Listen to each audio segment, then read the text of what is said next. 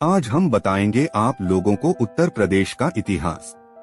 तुम सोचते हो उत्तर प्रदेश सिर्फ एक राज्य है, लेकिन इसका इतिहास हजारों साल पुराना और कहानियों से भरा हुआ है। आओ मैं तुम्हें पुराने युग से अब तक की कहानी सुनाता हूँ। सबसे पहले वैदिक और महाजनपद काल। कोसला के राजा दशरथ के राज्य में अयोध्या प्रसिद्ध हुई। यही भगवान राम का जन्मस्थान है। हस्तिनापुर में कुरु राज्य था, जहां धृतराष्ट्र और पांडु का शासन था, और पंचाल में राजा द्रुपद रहते थे। यही वही जगह है जहां महाभारत की घटनाएं हुई। फिर आता है मौर्य साम्राज्य। चंद्रगुप्त मौर्य ने उत्तर प्रदेश के कई क्षेत्रों पर शासन किया, और उनके बाद अशोक ने कलिंग युद्ध के बाद धर्म का प्रचार किया। सारनाथ में बुद्ध ने अपना पहला उपदेश दिया, जो आज भी दुनिया भर में महत्वपूर्ण बौद्ध स्थल है। गुप्त काल में चंद्रगुप्त प्रथम, समुद्रगुप्त और चंद्रगुप्त द्वितीय ने यूपी में कला, शिक्षा और संस्कृति को आगे बढ़ाया। 12वीं शताब्दी में राजपूत काल आया। पृथ्वीराज चौहान हस्तिनापुर और अजमेर के शासक थे, और उनके समय में राजा जयचंद कन्नौज के प्रतिद्वंदी थे। इसी समय सुल्तान मोहम्मद गोरी के आक्रमण के दौरान उत्तर प्रदेश के कई क्षेत्रों में प्रतिरोध हुआ, जैसे राजा सुहेलदेव ने गजनी के खिलाफ लड़ाई की। फिर मुगल काल।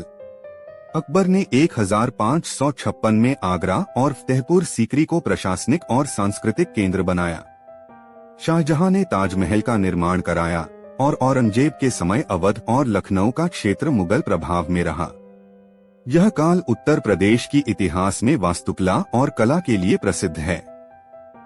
18वीं सदी में अवध के नवाबों का काल आया।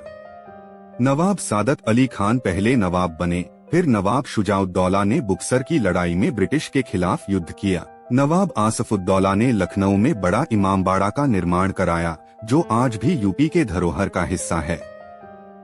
ब्रिटिश राज के दौरान उत्तर प्रदेश के लोगों ने स्वतंत्रता संग्राम में महत्वपूर्ण भूमिका निभाई। चंद्रशेखर आजाद, लाल बहादुर शास्त्री, मोतीलाल नेहरू और जवाहरलाल नेहरू यहाँ के प्रमुख नेता थे।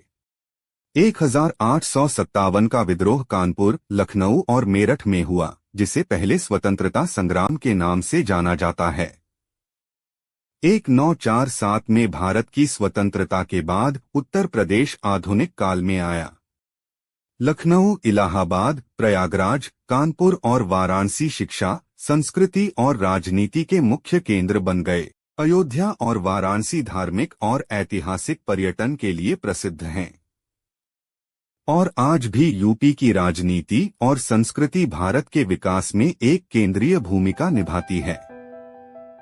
यही थी उत्तर प्रदेश की कहानी, प्राचीन काल से लेकर आज तक, राजाओं, साम्राज्यों और स्वतंत्रता सेनानियों के साथ।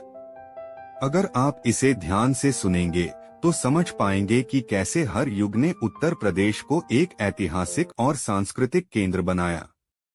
यदि आपको यह कहानी पसंद आई तो चैनल को सब्सक्राइब जरूर करें, ताकि अगली वीडियो आपके पास पहुंचे।